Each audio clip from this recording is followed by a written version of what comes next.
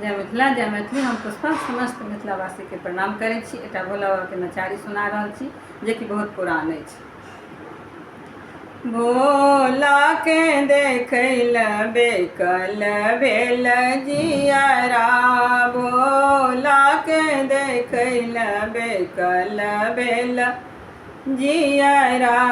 कियो चढ़ावे पान फूल कियो बेल पतिया, कियो चढ़ावे पान फूल कियो बेल पतिया, कियो चढ़ावे हो भोला धतूरा के पतिया, कियो चढ़ावे हो भोला धतूरा के पतिया।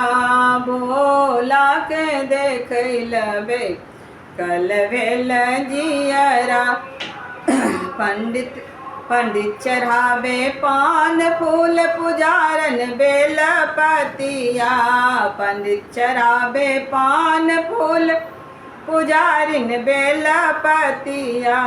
हम चढ़ाबिया हो भोला धतूरा के पतिया, हम चढ़ाबिया हो भोला धतूरा के पतिया।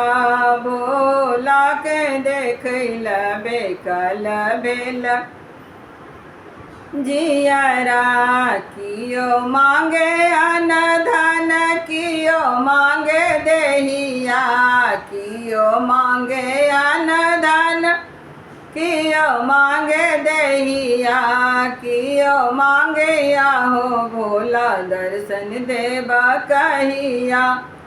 भोला के देखैल बेकल भेल जियरा, पंडित मांगे अन धन पुजारिन मांगे देहिया, पंडित मांगे अन धन पुजारिन मांगे देहिया। हम मांगिया हो भोला दर्शन देबा कहिया, हम मांगिया हो भोला दर्शन देबा कहिया।